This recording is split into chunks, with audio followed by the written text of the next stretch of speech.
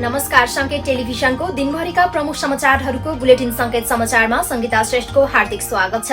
संकेत टेलिभिजनको युट्युब च्यानललाई सब्स्क्राइब गरिदिनु भएकोमा र फेसबुक पेज लाइक गरिदिनु भएकोमा धन्यवाद। सुरु गरौं अहिलेसम्मका प्रमुख समाचारहरूका शीर्षकहरू। माओवादी केन्द्रको केन्द्रीय समितिमा 97 जना थप्ने, एमसीसी बारे माओवादीले एउटै भाषाको अपिल बनाउने निर्णय। विदेशबाट उच्च स्तरीय भ्रमण हुने परराष्ट्र मन्त्री नारायण खड्काद्वारा जानकारी। शेयर कारोबार मापक नेप्से परिसूचक आज झिनो अङ्कले बढ्यो। नायिका रेखा थापा विरुद्ध गाली गलौच गर्ने शर्मिला वाइबा प्रहरी नियन्त्रणमा। अन्तर्राष्ट्रिय बजारमा कच्चा तेलको मूल्य 14 वर्ष यताकै उच्च। नेपाल बारको अध्यक्षमा सत्ता गठबन्धनबाट गोपाल कृष्ण उम्मेद्वार। पोल भाडाको बक्यौता नतिर्नेको तार काट्ने विद्युत प्राधिकरणको चेतावनी। एमसीसी राष्ट्रको समृद्धि र विकासका लागि भएको गृहमन्त्री खाँडको भनाई। नोबेल मेडिकल कलेजलाई कारबाही हुने चिकित्सा शिक्षा आयोगका उपाध्यक्ष कृष्ण गिरीद्वारा जानकारी। स्थानीय तहको चुनावमा एकीकृत समाजवादीले ठूलो सफलता हात पार्ने अध्यक्ष नेपालको दावी। ललितपुरमा 5 जनाको निशासिएर मृत्यु भएको आशंका। एमसीसी सम्झौता बुझाउन कांग्रेसले घर घरमा पुस्तिका पठाउने। मनिषाले कालापत्थरबाट महिला हिंसा विरुद्धको सन्देश दिने। पर्यटन विकासमा मध्य प्रदेशसँग साझेदारी हुने मुख्यमन्त्री पोखरेलको भनाई। थप 88 जनामा कोरोना संक्रमण, 1 जनाको मृत्यु। मंगलबार बैंक तथा वित्तीय संस्था बन्द रहने र 1.5 करोड अवैध रकम सहित 2 जना हुण्डी कारोबारी पक्राउ। अब समाचार विस्तारमा।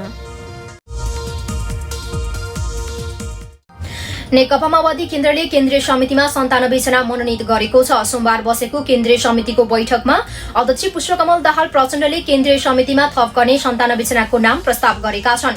एक केन्द्रीय सदस्यका अनुसार ती नाममाथि केन्द्रीय समितिमा छलफल भइरहेको छ।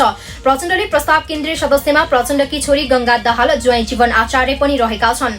त्यस्तै वाइसिएलका अध्यक्ष सुमन देवकोटा, प्रचण्डका स्वीकीय सचिव रमेश मल्ल पनि केन्द्रीय सदस्यमा मनोनित भएका माओवादी केन्द्र स्रोतले जनाएको छ। माओवादी केन्द्रले गत पुसमा भएको महाधिवेशनबाट 247 जना केन्द्रीय सदस्य चयन गरेको थियो।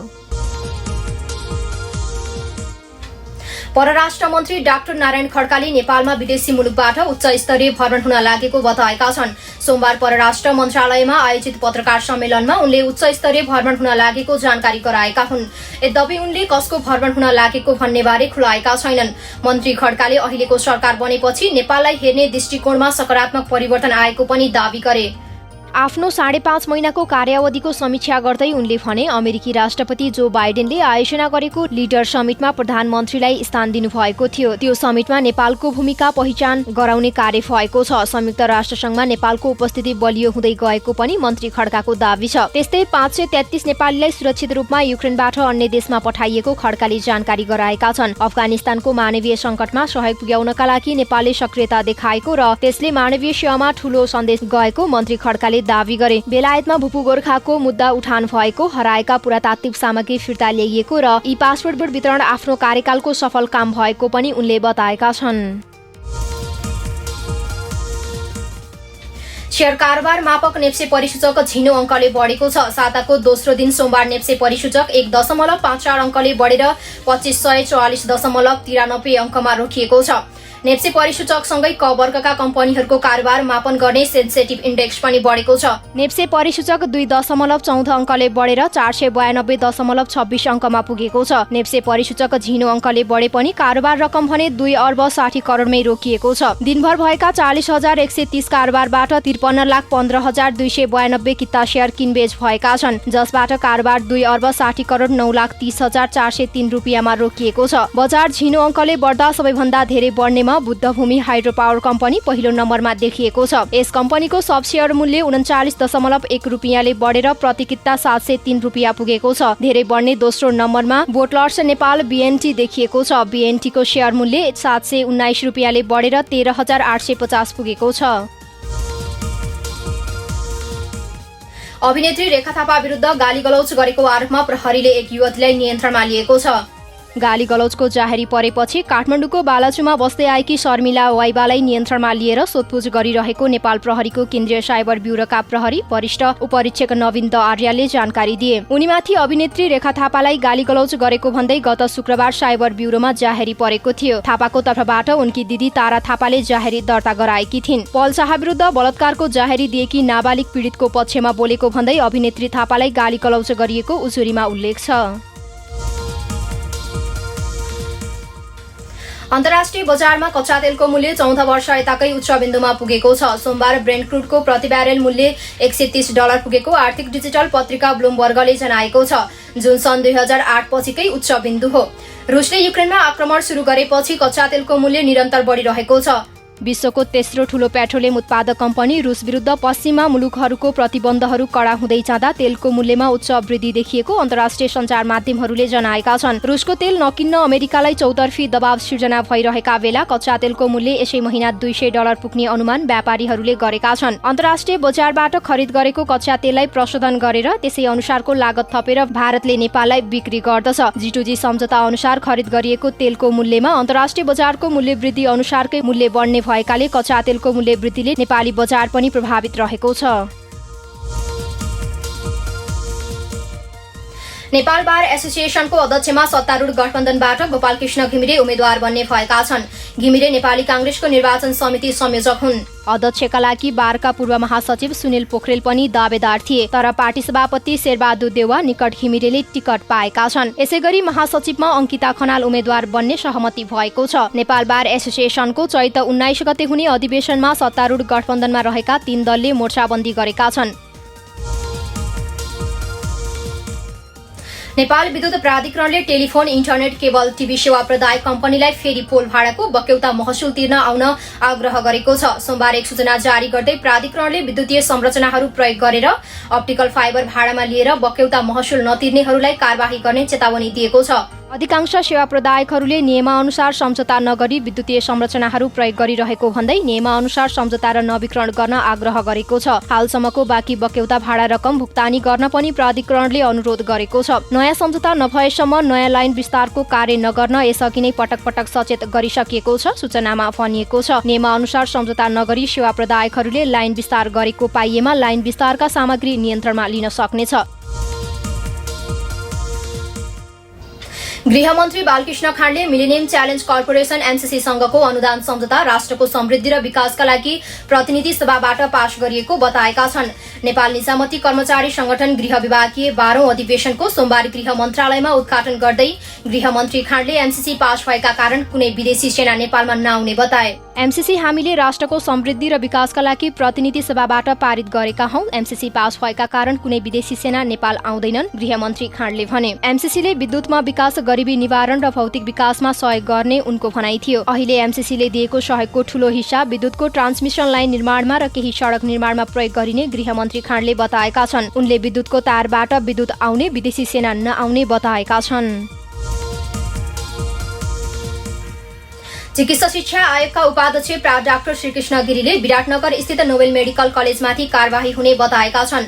सोमबार सिंहदरबारमा बसेको शिक्षा तथा स्वास्थ्य समितिको बैठकमा बोल्दै उपाध्यक्ष गिरीले नोबेल मेडिकल कलेजले विद्यार्थीहरूमाथि होस्टेलको बहानामा बढी पैसा लिएको सत्य भएको र पटक पटक ध्यानाकर्षण गराए पनि कलेजले अटेरी गरेको भन्दै अबको विकल्प कारबाही भएको बताएका हुन्। छात्रावास उचित भएपछि छात्रावासमा बस्न मात्रै विद्यार्थी भर्ना नभएको उनले बताए। छात्रावासमा नबसेकै कारण विद्यार्थीहरूलाई कलेजले पठन पाठनबाट वञ्चित गराउन नमिल्ने उनको भनाइ छ। उपाध्यक्ष गिरीले कलेजलाई आयोगको तर्फबाट बारम्बार ध्यानाकर्षण गरे पनि कलेजले अपहेलना गरिरहेको भन्दै अबको विकल्प भनेको सिट नदिने वा सम्बन्धनको खारेजी भएको बताएका छन्। सत्तारूढ नेकपा एकीकृत समाजवादीका अध्यक्ष माधव कुमार नेपालले आउँदो स्थानीय तह निर्वाचनमा आफ्नो पार्टीले ठूलो सफलता प्राप्त गर्ने दावी गरेका छन्। सोमबार रामेछाप जिल्लाबाट विभिन्न पार्टी परित्याग गरी एकीकृत समाजवादीमा प्रवेश गर्नेहरूलाई काठमाडौँमा स्वागत गर्दै अध्यक्ष नेपालले आसन्न स्थानीय तह निर्वाचनमा अन्य पार्टीहरूसँग तालमेल गरी ठूलो सफलता हात पार्ने बताएका हुन्। पार्टीले आगामी चुनावमा केन्द्रित भएर टोलटोलमा संगठन विस्तार र परिचालनमा लागेको पनि उनले बताएका छन्। अध्यक्ष नेपालले भने, हामी आगामी चुनावको तयारीलाई फोकस गरेर केन्द्रबिन्दुमा राखेर त्यसको निम्ति प्रत्येक पालिकामा राम्रो तयारीको काममा जुट्दै कमिटी बनाउँदै वडा टोलटोलमा पनि पार्टीको कमिटीहरूको विस्तार गर्दै चुनाव सम्बन्धी परिचालन कमिटी पनि हामी बनाउँदै जानेछौँ र जोसँग हाम्रो तालमेल मिल्नेछ, तालमेल मिलेर हामी चुनावमा अत्याधिक ठूलो सफलता हासिल गर्ने विश्वासका साथ जुटिरहेका छौँ।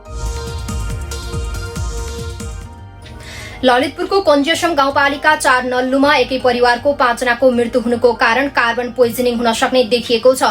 महानगरीय प्रहरी परिसर ललितपुरका एसपी सिद्धि विक्रम शाहका अनुसार घटनास्थलमा पुगेका पाटन अस्पतालका फोरेन्सिक विज्ञले कार्बन पोइजनिङका कारण मृत्यु भएको प्रारम्भिक जानकारी दिएका हुन्। नेपाली कांग्रेसले मिलेनियम च्यालेन्ज कर्पोरेसन एमसीसी सम्झौता बुझाउन नागरिकलाई घर घरमा पुस्तिका पुर्याउने भएको छ। संसदबाट व्याख्यात्मक घोषणा सहित अनुमोदन भएको एमसीसी विकास परियोजना रहेको बुझाउन पुस्तिका तयार गरिएको छ। पुस्तिका सहित भिडियो पनि बनाउने क्रममा रहेको कांग्रेसका उपसभापति पूर्णबहादुर खड्काले जानकारी दिए। चुनावी प्रचार अभियानसँगै एमसीसीको भ्रम हटाउने उनले बताएका छन्। चुनावी अभियान फागुन 29 गतेबाट सुरु हुन्छ। एमसीसीको सत्यता के हो भनी कांग्रेसले घर घरमा पुस्तिका पठाउँछ, खड्काले भने। देशभरका वडा कार्य समितिका सदस्यलाई सक्रिय बनाई घर घरमा पुस्तिका पुर्याउने बताइएको छ। फागुन 20 गतेदेखि सुरु गर्ने तय गरिएको प्रचार अभियान 9 दिनपछि सारिएको छ। फागुन 29 गतेदेखि चैत 29 गतेसम्म प्रचारात्मक अभियान महामन्त्री विश्वप्रकाश शर्माले जानकारी दिएका छन्। संगठन सुदृढीकरण सहित स्थानीय निर्वाचनमा कांग्रेसलाई विजयी गराउने लक्ष्य राखेर घर घरमा जाउँ कांग्रेस जिताउँ अभियान सुरु गरिने उनले बताएका छन्। अन्तर्राष्ट्रिय महिला दिवस मनाउन अभिनेत्री मनिषा कोइराला सगरमाथा आधार शिविरको कालापत्तरतर्फ प्रस्थान गरेकी छन्। त्यहाँबाट उनले जलवायु परिवर्तन र महिला हिंसा विरुद्ध सम्बोधन गर्ने कार्यक्रम छ। अधिकार कर्मी वन्दना राणासँगै सोमबार बिहान लुक्ला पुगेकी मनिषा कालापत्थर पुग्ने जनाइएको छ। साथसाथै अभियानले कालापत्थरमा आयोजना गरेको अभियानमा भाग लिन मनिषा सहित 40 जनाको महिला टोली कालापत्थर हिँडेको हो। सर्वोच्च अदालतकी न्यायाधीश सपना मल्ल प्रधान पनि उक्त समूहमा छिन्। संसारकै उच्च स्थानबाट जलवायु परिवर्तनले महिलामा पार्ने असर, महिला हिंसा विरुद्ध र सबै संयन्त्रमा महिला सहभागिताको सन्देश दिन मनिषाले सम्बोधन गर्ने कार्यक्रम छ। अधिकार कर्मी वन्दना राणाले जानकारी दिइन्। गण्डकी प्रदेशका मुख्यमन्त्री कृष्णचन्द्र नेपाली पोखरेलले मध्य प्रदेशको भरमडले पर्यटन विकासमा नयाँ आरम्भ भएको बताएका छन्। जनकपुर पोखराको सिधा हवाई यातायातले विकासमा नयाँ सम्पर्क स्थापित भएको उल्लेख गर्दै उनले आगामी दिनमा पर्यटन विकासमा दुवै सरकारले साझेदारी गर्ने बताए। मध्य प्रदेशका वैभवलाई गण्डकीसँग जोडेर आदान प्रदान गर्न सकिने बताउँदै पोखरेलले मधेस भ्रमणबाट नयाँ पाठ सिकेको पनि बताएका छन्। मध्य प्रदेश सरकारको नियन्त्रणमा मुख्यमन्त्री पोखरेल 18 सदस्यीय प्रतिनिधि सहित गत शनिबार जनकपुर पुगेका थिए। पछिल्लो 24 घण्टामा थप 88 जनामा कोरोना भाइरस संक्रमण पुष्टि भएको छ।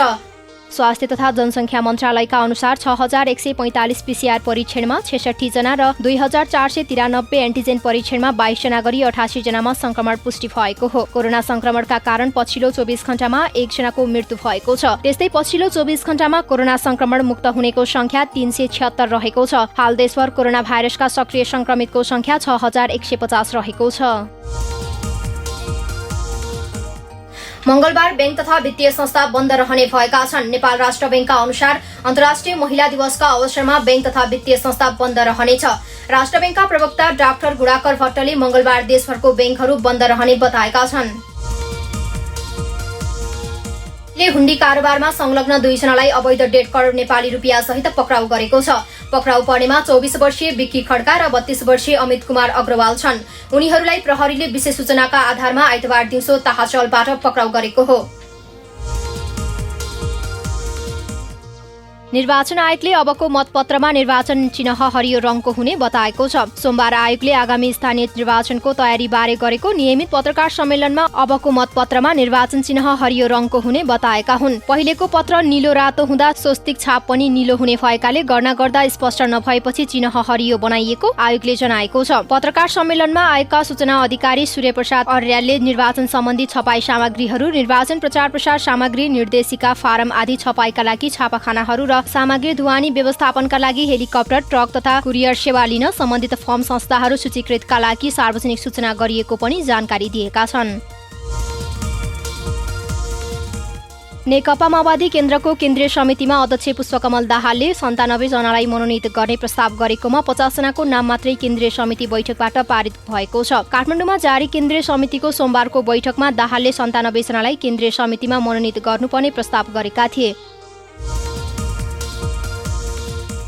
नेकपा एमालेका अध्यक्ष तथा पूर्व प्रधानमन्त्री केपी शर्मा ओलीले मध्यबिन्दु क्याम्पसमा अक्षय कोषको स्थापना गर्नुभएको छ। मध्यबिन्दु बहुमुखी क्याम्पसको 16औं वार्षिक उत्सव तथा अभिभावक दिवस समारोहमा बोल्दै उहाँले माझीलाल थारू थनेत अध्यक्ष कोषको स्थापना गर्नुभएको हो। अक्षय कोषका लागि आफूले 2 लाख रुपियाँ पठाउने बताउँदै उहाँले त्यसबाट विद्यार्थीलाई पुरस्कार वितरण गर्न आग्रह गर्नुभयो। नेपाल शिक्षामा विश्वको पहिलो ग्रन्थ रचना भएको, लिपि आविष्कार भएको सबैभन्दा पुरानो शिक्षाको ज्योतिभूमि रहेको बताउनुभयो। दौबादीबाट फलामखानी उत्खनन कार्य हुन हुन लागेको फलामको पहिलो मेटल त्रिशूल यहीँको रहेको यो पुण्यभूमि रहेको बताउनुभयो। शैव दर्शन लगायत दार्शनिक कुरा उठाउनु भएका उहाँले आफू नेतृत्वको सरकारले गरेका कामको फेहरिस्त सुनाउनु भएको थियो। कालीगण्डकी करिडोर, पुल, बाटोघाटो लगायतका भौतिक निर्माणका अनगिन्ती काम गरेको उहाँले बताउनुभयो।